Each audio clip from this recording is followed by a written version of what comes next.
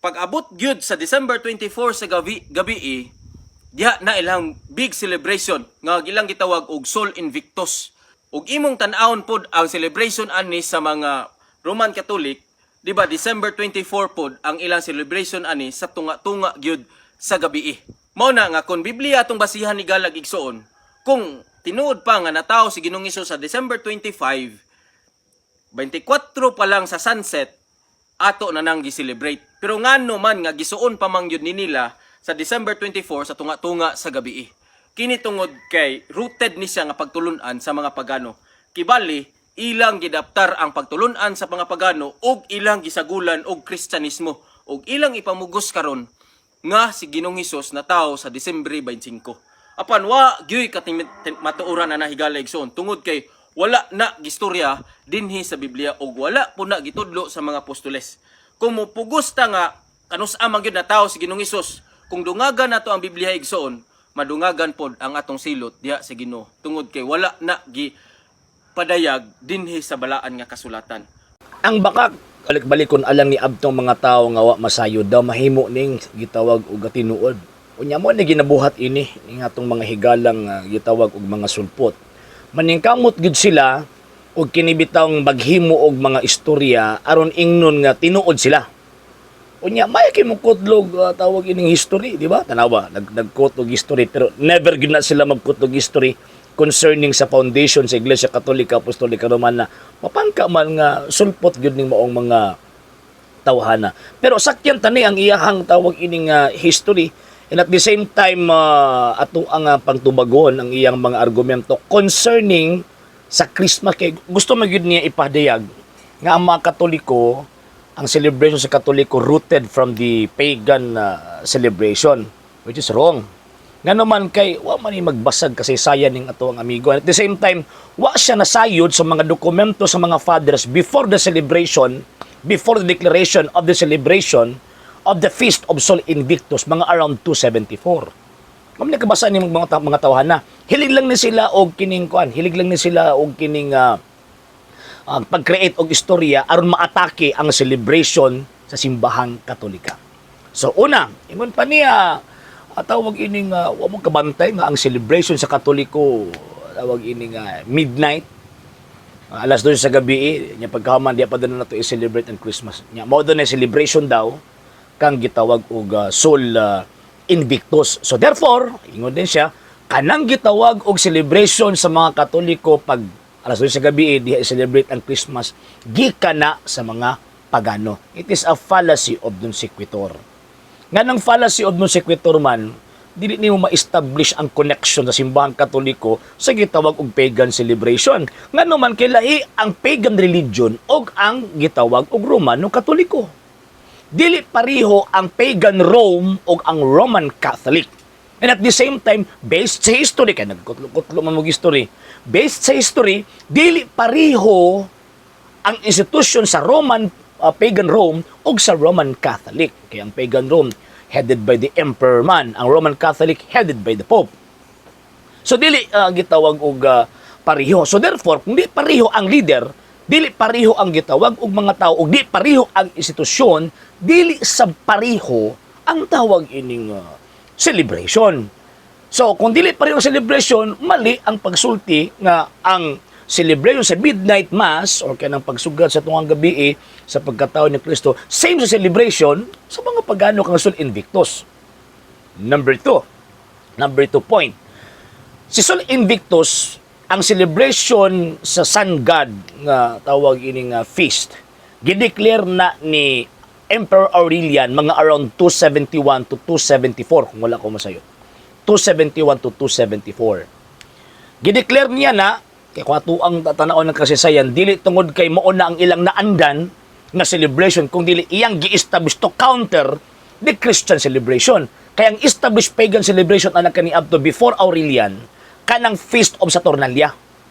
Unya ang Feast of Saturnalia dili ma-connect sa December 25 nga naman kay ginasaulog ang Feast of Saturnalia December 17 to December 23. Mo ni pinakalong celebration nila. So before 274 wala pa celebration kang Sol Invictus. Wala pa.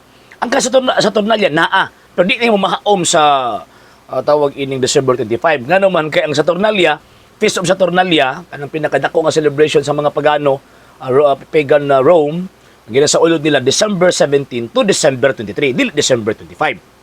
So nahitabo lang nga na ay Feast of Sol Invictus after Emperor Aurelian. So 274 to 75, 271 to 275 in between of that year. Ang pag-celebrate sa mga Katoliko nga sugaton ang tawag ining pagsaulog sa Christmas alas 12 sa gabi na-establish sa panahon ni Pope Saint Telesphorus. Si Pope Saint Telesphorus na nahimo siyang papa mga around 126 to 137 AD. Subot pasabot 100 years before pa ang celebration ni kang Sol Invictus kung i-compare nato sa midnight mass na ginahimo sa mga Katoliko pag-abot niya ng pagsaulog sa Christmas. So muna itong matayan ha, kanang midnight mass, midnight ubot pasabot in the middle of the night, alas 12. Sakit ang tawag ining mga Kristiyano.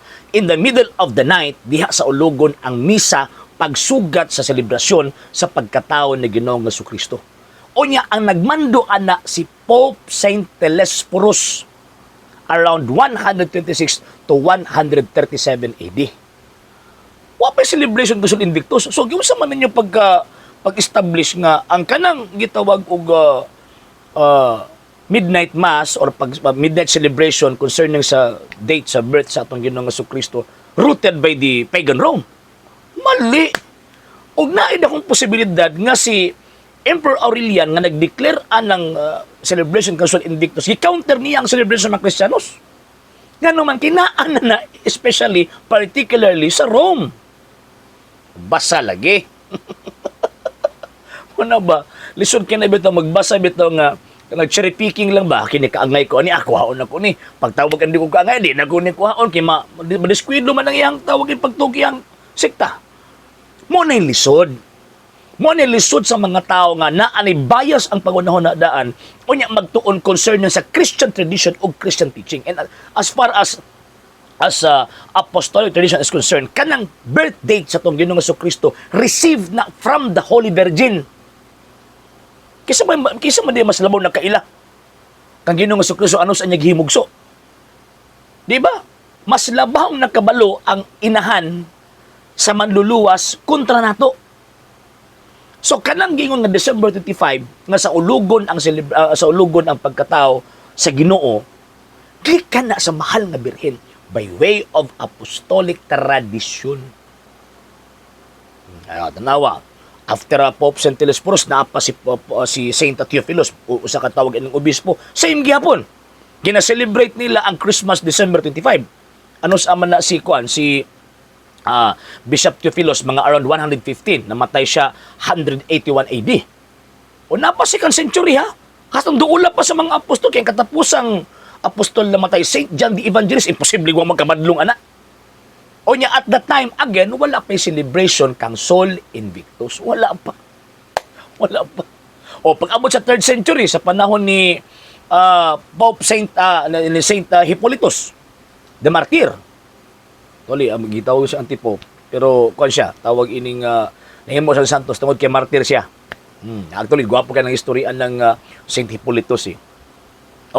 Sa may nahitabo, mo gyapon tanawa ng dokumento nga iyahang kanabitong komentary niya concerning sa Book of Daniel. December 25 lang celebration sa pagkatao na Ginoong Jesucristo. Wala pa na nahitabo nga naay celebration na kang Sol Invictus kay again nahitabo ang celebration kang Sol Invictus 274 275 in between sa 271 to 275. Palpak na. Okay. Laing gitaw argumento. Ingon pa niya, kung ipugos gyud nato nga December 25, wala man na gitudlo sa balaang kasulatan. Ang sentro, ang information nga nakabutang sa balaang kasulatan, ang sentro ang kaluwasan. Dili sentro ang detalye sa unsang paagiha. Mabitaw nga naay apostolic tradition nga naman kay kung unsa ang nakulang sa scripture pag detail sa gitawag og mga apostol, ang tradition mo ay mo supplant, ang tradition mo oy mo supply sa gitawag og dugang information concerning of that celebration. Munang di mo kasabot kay kanang inyong pundok ming buto lang 1863. Unya ang gistoryahan ang kasaysayan sa 1st, 2nd, and 3rd century. Di mo kasabot ana. Di gyud mo kasabot ana. So karon, ang sa balaang kasulatan ang sentro ang salvation. Salvation in the sense nga, and the word was made flesh and dwelt among us. Ang detail ana gipasa-pasa na sa apostolic tradition. Mabito yung San Pablo, 2 Thessalonians chapter 2 verse 15, hupin ninyo ang mga tradisyon nga among gitudlo kaninyo pinaagi sa pamulong o pinaagi sa gitawag og sulat. Unya kanang pamulong wa naman ang sulat, kay di tanan ang sulat. Moabito nga gipasa-pasa, mga gawi gipasa-pasa gikan sa mga apostol hangtod sa mga disipulos hangtod karong panahon na apil din na ang celebration sa pagkahimugso sa Ginoo December 25. Nga naman recorded na from the 1st, 2nd, and 3rd century. Particularly sa tawag ining Church of Rome. Nung basahon ang tawag ining balaang kasulatan. So, dili pwedeng magamit ang basis nga, di mo matuo kay wala. It is a fallacy of silence. Nga naman, kay wala pasabot nga di mo mabasa, di tinuod, i-establish ni mo. I-establish ni mo ang facts. Tinuod ba ni o dili? Mag-provide ka ng evidence. Eh ako nag-provide kong evidence. Nga, even ang tawag ng Biblia dili explicitly stated pero based sa tradition makita nato nga nag-celebrate sila sa pagkatao ni Kristo December 25. Pero ang question, tinuod ba gyud nga tawag ini nga wala gisgutan ang pagkatao ni Kristo December 25 sa Biblia? Di na tinuod ganon man naagisgutan pero implied in the sense indirect, dili explicit. For example, Saint John the Evangelist, Saint John the Baptist, natawo man sa June 24, 25. Nganong natawo man sa June 24, 25. Ngano man kay ang Day of Atonement gisaulog na sa mga Hudyo, Leviticus chapter 23 verse 22 to 25, every September 25. So, karon ang nahitabuan na ang Day of Atonement mao po na ang pagpahibalo ni Angel Gabriel kang tawag ining kang Zacarias nga magbuntis manamkon kang Saint John the Baptist ang iyang asawa nga si Santa Elizabeth. September 25 ka na. O pila man ka tawag ining kabulan.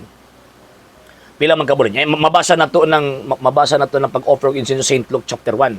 So, ato ang sabton kana nga celebration kanang pagsunod ni Zacarias dito sa Holy of Holies nahitabo na September 25. Pila man kabulan magbuntis ang babae. Siyam kabulan. So, September, October, November, December, January, February, March, April, May, June. June 24, 25, maon na ang pagkatao ni Saint John the Baptist. O na according sa scripture, magulang og unom kabulan sa Saint John the Baptist. So, 6 months after, nahimugso ang Kristo. Kanang giingon nga, and the word was made flesh and dwelt among us. So, na-presentation ang scripture nga si Kristo na tao December 25 pero implicit atong masabot pagdungag ba na sa Biblia? No sir, no ma'am.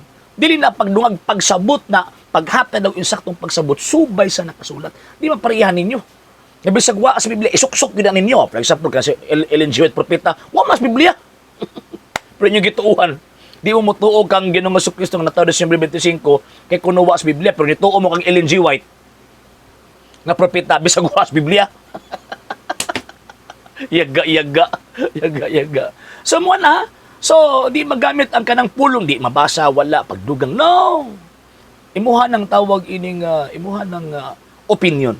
Pero dili na boy na establish ng mga kamatuoran concerning sa nakasulat sa balaang kasulatan. Okay? Alang sa mga dugang videos and informations, just click like, subscribe, then click the notification bell for more updates.